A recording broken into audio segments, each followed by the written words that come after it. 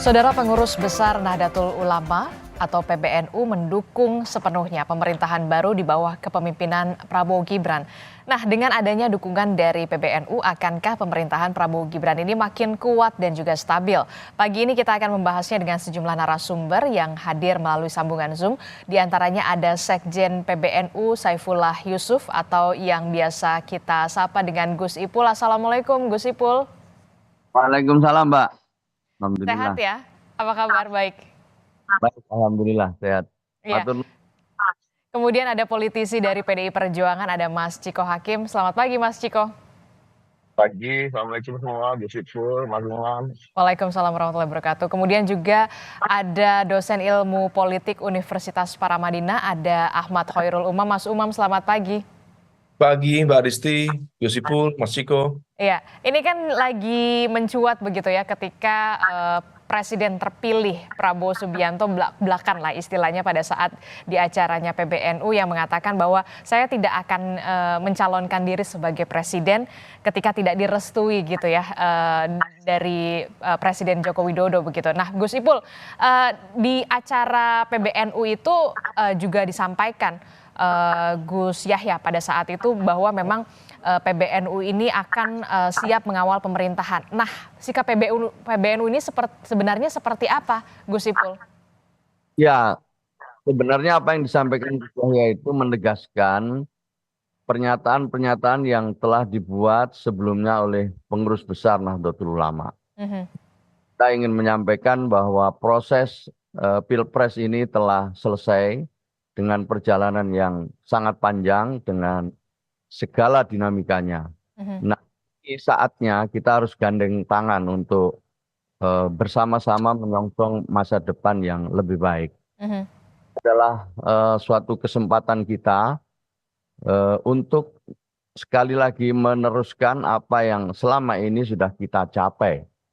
Jadi apa yang disampaikan oleh Gus Yahya itu merupakan sikap resmi dan sekaligus juga merupakan pernyataan yang menjadi titipan dari begitu banyak ulama-ulama di berbagai daerah. Mbak, kira-kira itu intinya. Berarti siap mengawal pemerintahan juga. Tapi kemudian begini, Gus Ipul, apakah kemudian kita kan tahu begitu PBNU ini tidak ada urusannya ke dunia politik, urusan politik. Nah, bagaimana respon Anda, Gus Ipul, menanggapi ini? Ya, disampaikan oleh Gus Yahya bahwa prioritas kita adalah kemaslahatan umat, kesejahteraan rakyat itu yang utama.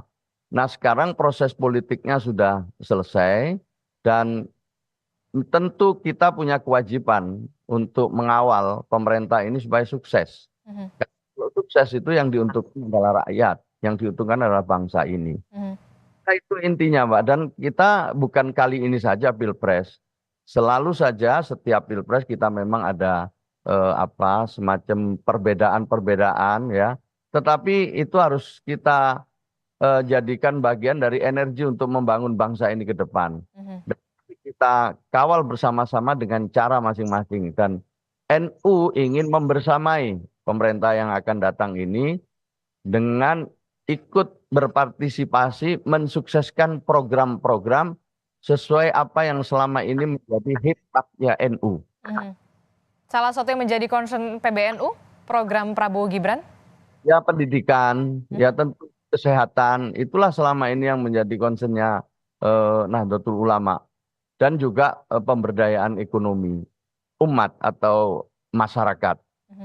Ada beberapa memang yang sudah kita lakukan selama ini dengan nyata-nyata ya, dengan sungguh-sungguh. Ya, diantaranya itu adalah tadi yang saya sebut bidang pendidikan, kesehatan, pemberdayaan ekonomi, kesejahteraan sosial gitu, melalui semua instrumen yang dimiliki oleh Nahdlatul Ulama. Tapi begini Gus, ketika membersamai, mengawal juga termasuk mendukung pemerintahan, kalau misalkan nih kan, kalau kemudian Pak Prabowo nantinya akan meminta salah satu dari tokoh NU untuk bergabung di kabinetnya, kalau ya kan, masih kalau. Bagaimana, siap atau tidak sebenarnya dari PBNU sendiri? Ya, mendukung itu sepenuh hati ya, ketika diberi kesempatan tentu eh, suatu kehormatan dan akan dibahas secara sungguh-sungguh oleh para kiai gitu. Mhm, Kalau tidak misalnya, ya tidak apa-apa, tetap kita akan memberikan dukungan. Jadi intinya bahwa membersama itu luar dalam gitu. mhm, Siap apapun yang dibutuhkan oleh presiden dan wakil presiden terpilih untuk mensukseskan semua program yang telah ditetapkan. mhm. Tapi kalau dari PBNU sendiri kalau misalkan diminta begitu salah satu tokoh NU-nya, berarti siap begitu ya, Gus Ipul? Sampai sekarang belum ada ya, belum ada semacam permintaan atau semacam diskusi-diskusi kecil. Mhm, Jadi pada itu isu utamanya adalah yang menjadi isu utama seperti yang disampaikan oleh Gus Yahya itu mhm, ya, bahwa apapun yang dikerjakan oleh pemerintah ini berkaitan langsung dengan urusan kesejahteraan rakyat. Itu memang jadi tugas dan kewajibannya. mhm, mhm, oke. Tanggung jawab pemerintah, misalnya. Membuat rumah sakit sesungguhnya adalah tanggung jawab pemerintah. Tetapi pemerintah tidak bisa sendirian. Maka itu NU membuat sekolah-sekolah, kemudian juga membuat rumah sakit dalam rangka untuk membantu pemerintah untuk melayani warganya. Mhm, itu kan tadi, PBNU mendukung, membersamai begitu. Nah, apakah kemudian juga, PBNU sendiri juga akan menjadi kontrol kemudian jika ada kebijakan yang kemudian dirasa tidak pas? Ya, tentu, tentu. Misalnya ada yang kurang pas disampaikan. Insya Allah kiai-kiai dalam rangka membersama itu diantaranya adalah memberikan nasihat-nasihat jika memang diperlukan. Mhm, oke. Saya ke Mas Ciko. Mas Ciko ini, saya melihat Anda pakai baju timnas begitu walaupun memang, belum belum belum menang begitu, tapi tetap harus menyemangati begitu Garuda di dadaku Ya tampaknya dong. Mas Ciko. Mas Ciko, ini bagaimana respon Anda PBNU, mendukung membersamai pemerintahan baru Prabowo Gibran. Dari PDI Perjuangan sendiri, responnya seperti apa? Kami tentunya menghormati apapun keputusan dari Nahdlatul Ulama. Mas Ciko, Kami- audionya? Ya, Oke, silakan. sudah dengar? Oke, oke. Kami tentunya menghormati apa yang menjadi keputusan dari PBNU sebagai organisasi yang independen untuk menyikapi apa yang ke depan sebagai melihat pemerintahan yang akan datang itu apapun itu ya. Tapi kembali lagi saya ulangi, tentunya PDI Perjuangan sampai hari ini masih menunggu hasil gugatan kami. Tapi melampaui itu, tentunya kita harus bisa mempelajari terkait dengan Indonesia secara keseluruhan dan posisi Nahdlatul Ulama dan Nahdlatul Ulama itu menurut kami dan menurut saya pribadi it's not only an organization. Nahdlatul Ulama itu beyond sebuah organisasi. Nahdlatul Ulama is a way of life. Being a Nahdliyin itu artinya way of life-nya Nahdliyin. Begitu juga seperti Muhammadiyah, itu gerakan yang begitu besar dan saya rasa tidak bisa hanya diporsikan sebagai sebuah organisasi. Kalau kita bicara terkait dengan kader-kader Nahdlatul Ulama itu ada di mana-mana. Jadi Nahdlatul Ulama dan Muhammadiyah ini kan mirip-mirip, tidak ada di mana-mana tapi ada di mana-mana gitu. Dan memang karena mayoritas dari rakyat Indonesia yang Muslim ini terbagi dengan dua apa namanya istilahnya jalur keislaman lah, gerakan Islam gitu ya, Nahdlatul Ulama dan Muhammadiyah. Kita justru Indonesia itu banyak berutang budi pada keberadaan Nahdlatul Ulama dan kaum Nahdliyin. Dan kalau kita bicara dengan soal PDI Perjuangan sendiri, kita punya 100 kepala daerah yang punya latar belakang NU. Di caleg maupun anggota DPR kita sekarang ada Gus Fala, ada Fikri, ada yang kemarin juga nyalek juga banyak sekali dari Nahdlatul Ulama. Bahkan di pemilu yang lalu, bukan yang kemarin ini, 5 tahun lalu telah dilakukan survei di mana surveinya mayoritas dari pemilih Nahdlatul Ulama itu memilih PDI Perjuangan. Lalu nomor 2-nya PKB itu. Ada beberapa survei yang menyatakan. Jadi Nahdlatul Ulama ini sebagai sesuatu hal yang tidak sekedar organisasi ya, tapi juga gaya hidup, juga apa namanya kader-kadernya yang mumpuni bisa berada di mana saja dan suatu hal yang cukup biasa bila siapapun pemenang dari Pilpres atau pemenang pemilu ataupun organisasi manapun, partai politik manapun menginginkan kader-kader Nahdien yang memang mumpuni dan kita ketahui sangat NKRI, menghargai Bhinneka Tunggal Ika dan selalu menjaga persatuan di Indonesia ini itu berada di dalam partai-partai maupun organisasi-organisasi lain yang ada. Jadi bukan hanya membersamai kaum muslimin, saya rasa Nahdlatul Ulama juga menjadi semacam pengayom bagi kaum minoritas di Indonesia. Jadi ini hal yang biasa patut kita hormati dan nanti siapapun pemimpin kita ke depannya tentunya akan lebih baik lagi bila memang Nahdlatul Ulama berada di dalam kultur. Oke.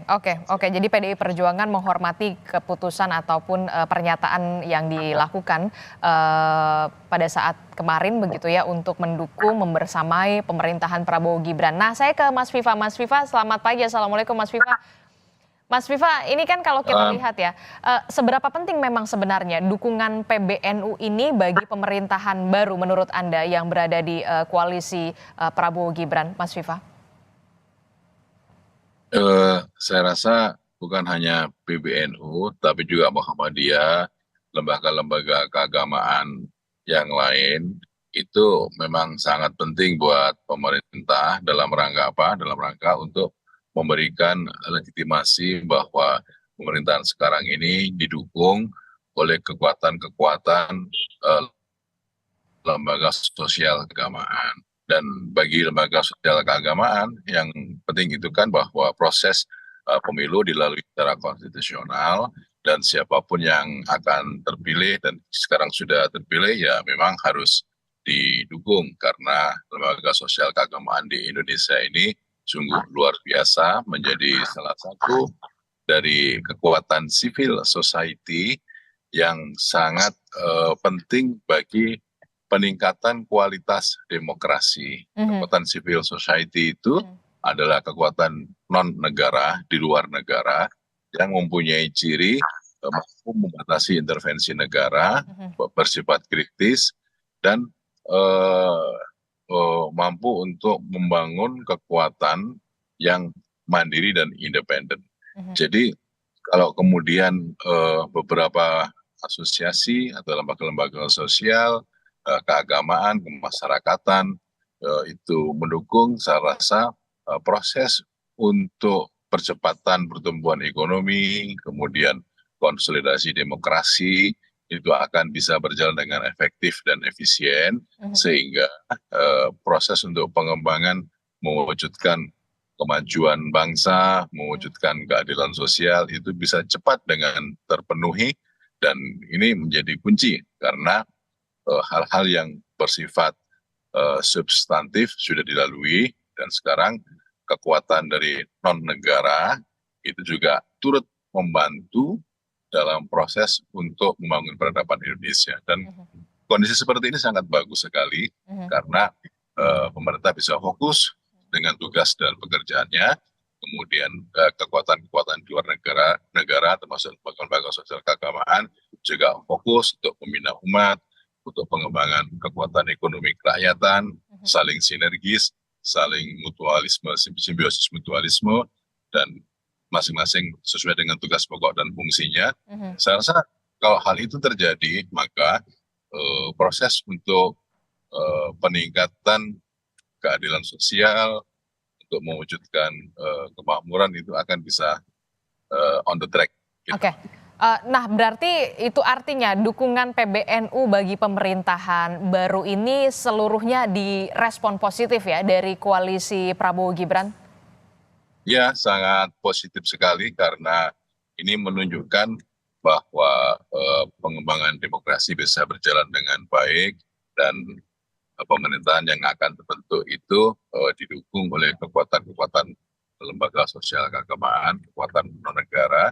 Dan itu jadi sebuah kunci pengembangan terhadap proses demokrasi bisa berjalan dengan baik, konsolidasi demokrasi dapat lebih meningkat, dan tugas pokok pemerintah untuk membangun kesejahteraan sosial, keadilan sosial sesuai dengan tugas dan kewenangannya menurut konstitusi dan peraturan perundang-undangan bisa berjalan dengan baik, efektif, dan efisien. Oke, direspon positif oleh partai politik koalisi Prabowo Gibran. Tapi begini, dukungan membersamai dari PBNU untuk ke pemerintahan baru dalam hal ini adalah Prabowo Gibran. Apakah nanti akan ada pembicaraan selanjutnya dari koalisi partai politik, entah kemudian merangkul juga tokoh NU untuk bersama-sama menjalankan pemerintahan Prabowo Gibran nantinya, dalam hal ini mungkin di kabinet atau seperti apa? Apakah ada informasi soal itu, Mas Viva?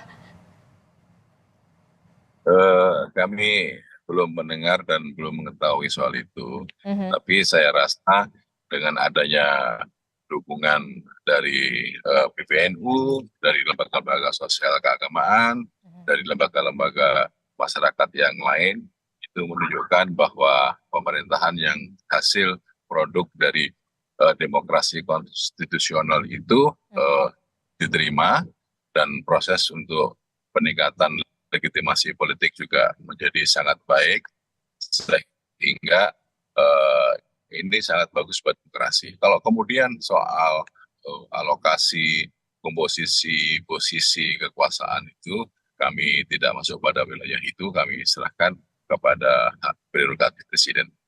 Oke, hak prerogatif Presiden soal bagaimana power sharing nantinya akan seperti apa begitu? Apakah nantinya juga akan ikut merangkul organisasi besar, salah satunya adalah PBNU. Nah, saya ke Mas Umam.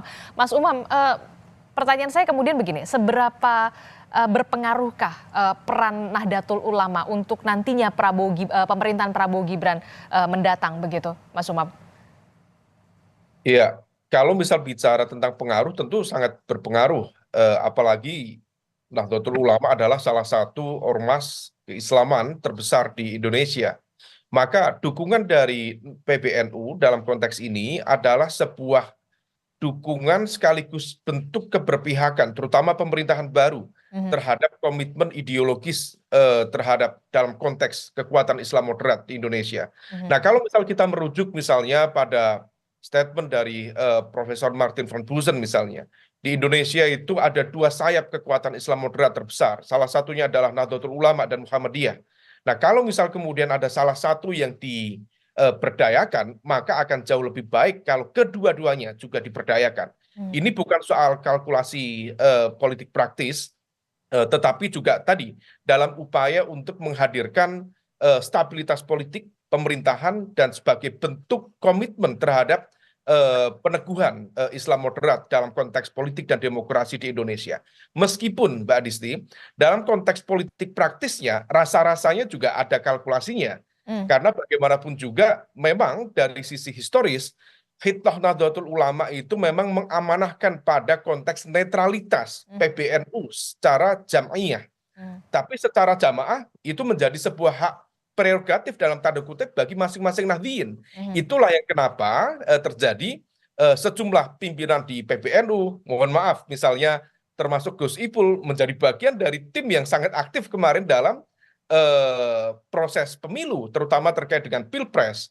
Nah, oleh karena itu kalau misal kemudian tadi beberapa kali Mbak Adisti bertanya, apakah mungkin ada representasi dari Nahdlatul Ulama yang akan masuk di kabinet? Besar kemungkinan akan ada pembicaraan atau komunikasi mengenai hal itu. Terlebih kalau misal belajar dari periode pertama, termasuk khususnya periode kedua di pemerintahan Pak Jokowi misalnya, ada concern cukup serius waktu itu di bawah kepemimpinan Pak Kiai Haji Said Akil Siroj. Meskipun Pak Kiai Ma'ruf Amin menjadi wakil presiden, tapi dalam kalkulasi kabinet PBNU merasa tidak terakomodir. Terutama ketika posisi Menteri Agama waktu itu ternyata diserahkan pada figur yang di luar radar dan berasal dari latar belakang militer misalnya. Nah, ini yang tampaknya diakui atau tidak akan ada kalkulasi itu, akan ada pembicaraan itu, bahkan ini mohon maaf agak sensitif, bahkan hal itu juga memiliki kaitan misalnya terkait dengan bagaimana positioning dan juga komunikasi antara PBNU dengan mesin politik NU. Dalam konteks ini di atas kertas adalah PKB. Diakui atau tidak, memang sedang ada situasi yang belum baik-baik saja antara PBNU dengan PKB, maka representasi kalaupun PKB nanti masuk di pemerintahan Prabowo Gibran, maka statusnya itu masbuk.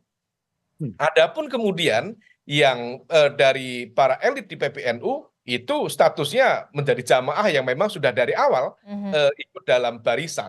Meskipun dengan catatan PBNU sebaiknya tidak menggunakan nuansa ini sebagai alat politik praktis, tetapi betul-betul kemudian menjadi jangkar dalam konteks kebangsaan. Nah, tetapi satu lagi, Mbak Disti, yang lebih penting, memang NU itu menjadi bagian dari jangkar stabilitas politik di Indonesia. Tetapi kalau misal merujuk pada apa yang dulu dilakukan oleh Kiai Haji Abdurrahman Wahid, bahwa NU dalam catatan sejarah juga mampu memainkan peran sebagai Islamic base, civil society yang efektif. Nah, oleh karena itu, meskipun misal nanti Gus Ipul menjadi menteri apa misalnya, maka jangan juga PBNU melepaskan peran sebagai Islamic Based Civil Society yang juga memberikan saran, masukan, bahkan juga kritik, sehingga kemudian ada inovasi-inovasi kebijakan sekaligus ini dalam konteks kerangka besar politik kebangsaan, sehingga ada titik equilibrium atau titik keseimbangan yang kemudian bisa tercipta dalam ke depan. Silakan masuk. Oke, inilah yang kemudian tidak bisa kita tutupi juga begitu, bahwa memang tokoh NU ini punya punya kekuatan yang sangat berpengaruh begitu juga, dalam hal ini juga PBNU begitu, berpengaruh terhadap perpolitikan Indonesia. Nah, Gus Ipul, izin, kalau tadi sudah dikatakan oleh Mas Umam ada kalkulasinya, kalau misalkan kemudian Gus Ipul atau tokoh yang lain kemudian masuk ke pemerintahan, sudah siapkah atau bagaimana nantinya akan ada pembicaraan dengan PBNU? Jangan dijawab dulu Gus Ipul, tetaplah bersama kami, usai jeda dijawabnya bersama kami di Sapa Indonesia Pagi.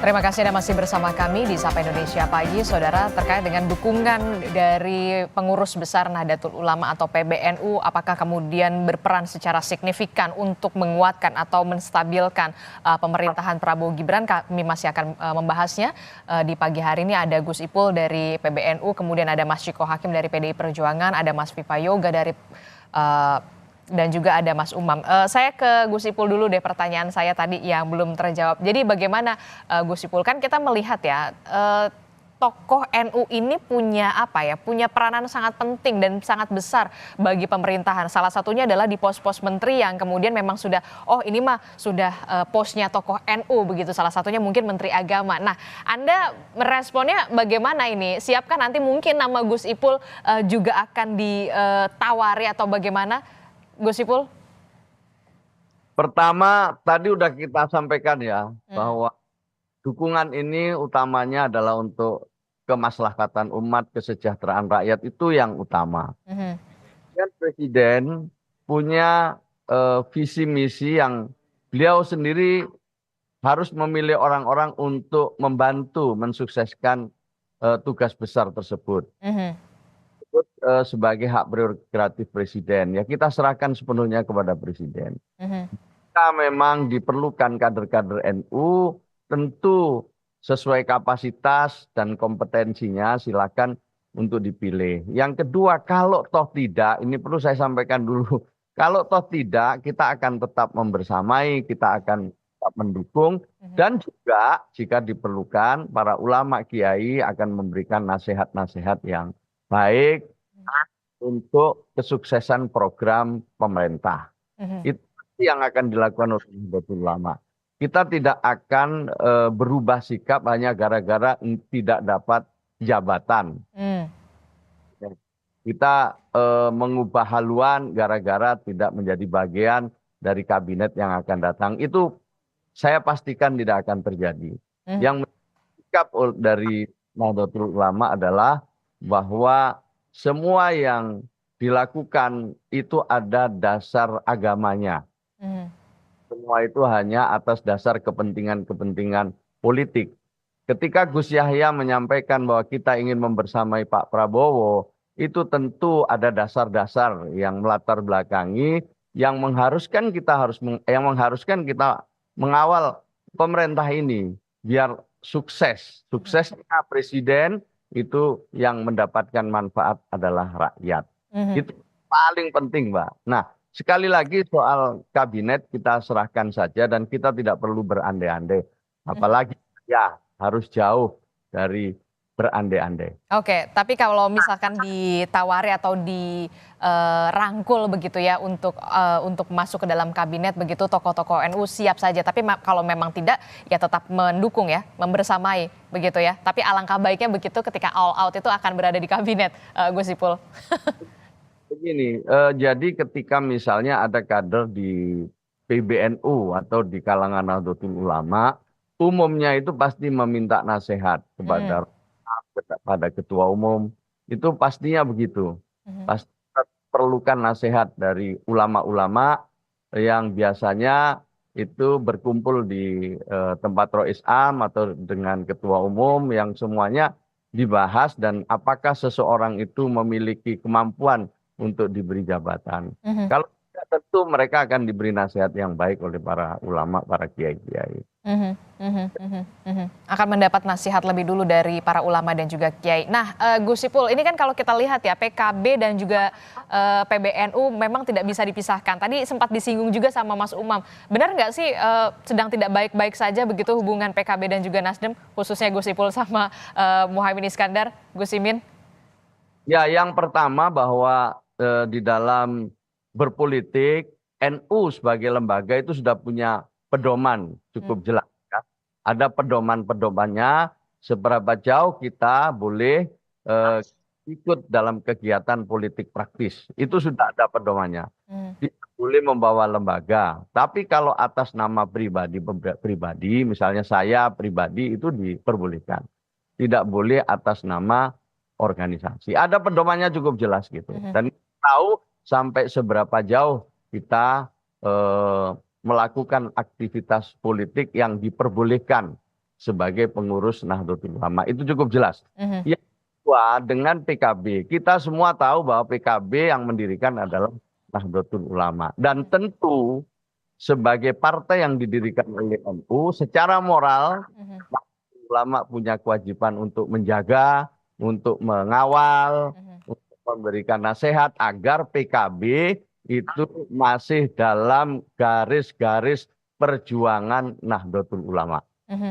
Karena itu sepanjang sejarah pengurus Nahdlatul Ulama tidak pernah mengganggu PKB.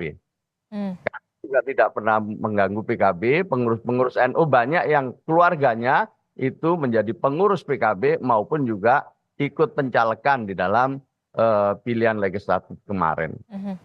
Saya perlu tegaskan ini karena Gus Yahya misalnya itu termasuk bagian dari pendiri PKB. Juga. Ya, nggak berjuang untuk PKB karena banyak atau adik-adiknya Gus Yahya juga banyak yang nyalek di PKB, masuk adik saya. Jadi, tidak ada masalah dalam hal ini. Yang ada masalah itu adalah soal pencalonan presiden. Kenapa? Karena dalam soal pencalonan presiden ini tidak ada komunikasi, tidak ada penjelasan, dan bahkan mungkin sebenarnya PKB harusnya memberikan penjelasan kepada Rois Am dan Ketua Umum tentang langkah-langkah yang strategis untuk memilih presiden dan wakil presiden. Ini saya sedikit mundur aja, sedikit biar clear masalahnya. Oke. Tidak ada komunikasi, itu aja sebenarnya. Jadi tidak ada komunikasi pada saat pencalonan begitu ya, pencalonan presiden dan wakil presiden begitu dari PKB kepada NU. Ya seharusnya sebagai partai yang didirikan oleh NU ya ketika mengambil langkah-langkah yang strategis, apalagi dalam rangka kaitannya dengan pilihan presiden, seharusnya melakukan komunikasi dan minta nasihat. Karena Nahdlatul Ulama khususnya Rois Am dan Ketua Umum memberikan penjelasan sehingga paham apa yang dimaksud dengan koalisi yang dibangun oleh PKB waktu itu. Apa berkoalisi dan kenapa harus mencalonkan seseorang yang telah diyakini oleh PKB untuk menjadi calon presiden. Banyak kemudian orang-orang itu yang bertanya, dalam tanda kutip sebagian besar diantaranya adalah bingung, karena tidak bisa memberikan karena tidak bisa memahami dengan baik. Oke. Ulama-ulama pengurus NU sendiri juga kebingungan karena tidak bisa menjelaskan juga apa yang melatar belakangi pencalonan tersebut. Oke, baik. Saya ke Mas Umam. Mas Umam, kalau kita lihat begitu kan tadi Anda menyebut ada kalkulasinya pasti begitu karena memang tokoh NU ini memang representatif begitu, ada beberapa pos-pos dalam kabinet yang diisi oleh tokoh NU. Anda melihat nantinya akan ada tokoh NU yang menempati pos-pos tertentu di kabinet dari Prabowo Gibran mendatang? Walaupun memang menurut Mas Viva sampai saat ini belum ada ya pembahasan soal itu. Ya, besar kemungkinan ada, Mbak. Karena bagaimanapun juga politik akomodasi itu bukan hanya kemudian memasukkan representasi partai politik. Kalau misal di era pemerintahan Pak Jokowi saat ini misalnya, ada sejumlah nama, termasuk Pak Mahfud tidak merepresentasikan partai politik, tetapi memiliki irisan yang cukup kuat dengan Nahdlatul Ulama. Demikian pula dengan Pak Menteri PMK. Beliau juga tidak memiliki garis koordinasi langsung dengan partai politik tertentu, tetapi lebih menyimbolkan representasi dari Muhammadiyah. Nah, ini yang barangkali akan menjadi istilahnya jurisprudensi dalam konteks pengambilan keputusan politik dalam upaya menyusun kabinet ke depan. Maka kalau misal ditanya apakah memungkinkan ada representasi dari ormas keislaman, besar kemungkinan akan ada. Nah, semua akan bergantung pada komposisinya karena perebutan jumlah kursi, nomenklatur kementerian yang akan dilakukan di internal koalisi, baik koalisi utama maupun koalisi masbuk misalnya, maka betul-betul akan menjadi ajang perebutan tersendiri. Belum lagi dari jaringan relawan dan lain sebagainya. Nah, ini yang kemudian akan membuat pemerintahan baru di bawah kepemimpinan Pak Prabowo untuk menghitung ulang. Karena dari Undang-Undang Kementerian Negara praktis hanya ada 34 Kementerian Negara. Nah, kecuali akan dilakukan misalnya karena besarnya politik akomodasi dilakukan amandemen terhadap Undang-Undang Kementerian Negara. Tapi per hari ini rasanya belum ada pergerakan di parlemen untuk melakukan amandemen terhadap Undang-Undang Kementerian Negara. Tapi kalau dari analisa Anda, ada berapa pos yang kemudian nanti akan merepresentasikan dari tokoh NU? Kalau jumlah posnya, saya pikir kita cermati ya, setidaknya ada satu posisi yang cukup terhormat. Karena kalau misal sekarang agak blur. Memang ada Pak Mahfud, tapi Pak Mahfud dianggap sebagai representasi profesional, meskipun beliau memiliki irisan dengan Nahdlatul Ulama. Sementara Menteri Agama, Gus Yakut itu kader PKB sekaligus juga representasi NU. Beliau kemarin sebagai Ketua Umum GP Ansor. Nah, tetapi dalam perjalanan juga sepertinya ada gap komunikasi antara Gus Yakut misalnya dengan teman-teman di PKB sebagai bagian dari proses dinamika politik di 2024 kemarin. Maka kalau misal situasinya seperti ini, rasanya kalkulasi akan terus dilakukan, apalagi tadi terbukti meskipun PKB mendukung capres-capres yang lain, tapi basis pemilih loyal Nahdliyin ternyata memberikan dukungan yang cukup solid, 55,8% Prabowo Gibran. Dan itu membuktikan memang basis loyalnya dari NU ini memang memilih Prabowo Gibran, begitu ya? Betul sekali. Oke, kalau tadi kita sudah melihat Mas Ciko, PBNU sudah mendukung, membersamai pemerintahan Prabowo Gibran. Nah, pertanyaan saya selanjutnya, kalau PDI Perjuangan sendiri seperti apa? Benarkah nanti akan diumumkan di Rakernas? Belum tentu. Pertama, kami masih menunggu hasil gugatan kami di PT UN. Tentunya kalau terkait dengan koalisi-koalisian untuk pemerintahan yang akan datang, ini masih banyak tahapan yang harus kami lalui. Salah satunya Rakernas juga. Dan pada akhirnya tentunya sebagai sebuah kebijakan yang strategis di PDI Perjuangan itu menjadi hak prerogatif dari Ketua Umum. Tapi we are not in any hurry. Kita tidak dalam posisi yang terburu-buru. Kita harus banyak berpikir, kita harus banyak mempertimbangkan banyak hal yang juga harus diselesaikan oleh kader-kader kami yang masih berada dalam pemerintahan, khususnya terkait dengan permasalahan bangsa ini. Jadi masih banyak waktu untuk memikirkan pemerintahan yang akan datang. Tapi saya ingin tergelitik untuk berkomentar sedikit gitu. Sebenarnya kan top ini tidak perlu dibahas karena apapun yang terjadi, siapapun pemerintahannya, kader Nahdlatul Ulama maupun seperti juga kader kader Muhammadiyah ini akan selalu berada di kabinet. Nah itulah curangnya tanda kutip ya, Nahdlatul Ulama dan Muhammadiyah gitu misalnya, ya kan. Nah, mereka yang saya bilang itu tidak ada di mana-mana, tapi semua kadernya ada di semua partai politik gitu, dan semuanya mumpuni. Nah ini suatu hal yang juga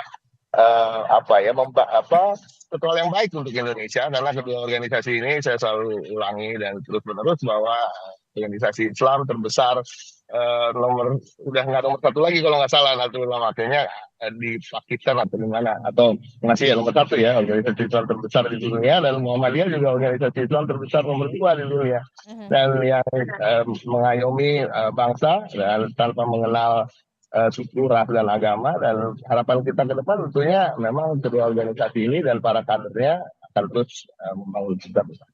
Baik itu di pemerintahan maupun di oposisi, pasti ada kadernya.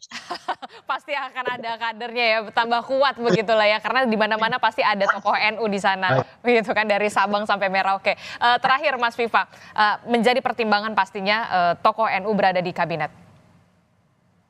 Mas Viva? Ya, saya rasa itu taken for granted siapapun presiden terpilihnya, karena NU adalah lembaga sosial keagamaan yang besar, memiliki struktur organisasi dari Sabang sampai Merauke, memiliki basis massa jamaah tradisional yang ratusan ribu jutaan mungkin ya, dan ini menjadi kekuatan tersendiri dalam proses untuk pengembangan umat dan peningkatan keadilan sosial bagi bangsa. Jadi kalau kemudian PBNU masuk di struktur kekuasaan, begitu juga dengan Muhammadiyah dan lembaga-lembaga sosial keagamaan yang lain yang akan menjadi faktor penting bagi proses stabilitas politik nasional. Kalau itu yang menjadi hal dan target pokok dari pemerintah terpilih, itu saya rasa yang wajar dan menjadi bagian yang taken for granted dalam proses untuk membangun masyarakat, bangsa, negara. Intinya bahwa lembaga-lembaga sosial keagamaan seperti NU, Muhammadiyah, Persis, Al-Wasliyah, dan lembaga sosial keagamaan yang lainnya itu adalah sesuatu yang hadir di masyarakat. Mereka memiliki akar yang kuat di masyarakat, terutama akar keagamaan, dan menjadi faktor stabilitas politik yang sangat penting bagi keamanan nasional. Hal-hal seperti itu menjadi faktor yang sangat determinan dalam proses untuk akomodasi politik kekuasaan. Tapi semuanya kami serahkan kepada Presiden Prabowo. Oke, baik. Terakhir Gus Ipul, kalau tadi kata Mas Ciko kan mau siapapun presidennya, pemerintah pasti PBNU berada di pemerintahan dan selalu mendukung pemerintahan, termasuk juga tokoh-tokoh NU yang kemudian representasi dari NU berada di kabinet begitu. Nah, komitmennya nanti terakhir PBNU kepada pemerintah, Gus Ipul. Ya, memang kalau hasil survei ya, semua kita warga NU tersebar di berbagai partai politik. Bahkan juga cukup banyak yang di PDI Perjuangan, banyak juga di partai lain, di Golkar, dan juga di Partai Amanat Nasional juga akhir-akhir mendapatkan dukungan dari beberapa tokoh NU secara nyata. Jadi hampir nyata ya. Tetapi dalam urusan Pilpres memang NU itu juga mengikuti, mencermati ya. Mereka juga mendapatkan penjelasan-penjelasan dari banyak ulama di daerah-daerah. Nah, jadi intinya tentu perbedaan yang ada di lingkungan NU itu biasanya sudah yang tidak terpisahkan dari perjalanan Nahdlatul Ulama ya. Soal traweh saja misalnya ada perbedaan di lingkungan kiai, tetapi as-sawadul a'dham, mayoritas ulama itu berpendapat bahwa traweh itu ada ya gitu. Jadi ada juga yang berpendapat lain, tapi mayoritas seperti itu. Nah, sekarang ini yang penting buat kita warga Nahdlatul Ulama ingin supaya pemerintah segera bekerja dan sambil menghargai kritik-kritik, sambil menghargai pendapat-pendapat yang berbeda. Yang itu bisa jadi energi juga untuk kita. Oke. Setelah Pilpres ini kita fokus bekerja untuk memajukan Indonesia, mensejahterakan rakyat. Nah, sementara yang berada di luar pemerintah bisa memberikan kritik dan masukan. Seperti PDI Perjuangan, ini sudah terlatih ini di dalam juga baik gitu, di luar juga baik, sudah teruji. Jadi mari kita jalani berbangsa dan bernegara ini dengan segala perbedaan yang ada. Dengan adanya dukungan dari PBNU tentu saja bisa dikatakan bisa semakin kuat begitu pemerintahan Prabowo Gibran agar lebih cepat berlarinya untuk mensejahterakan rakyat begitu ya. Tapi jangan lupa, jangan melupakan kritik-kritik yang memang dari partai-partai yang memang berada di luar pemerintahan. Terima kasih Gus Ipul telah bergabung bersama kami. Kemudian ada Mas Viva Yoga dari Partai Amanat Nasional, kemudian ada Mas Ciko Hakim dari PDI Perjuangan dan juga ada Mas Umam juga. Terima kasih Bapak-bapak, sehat selalu. Assalamualaikum, selamat pagi.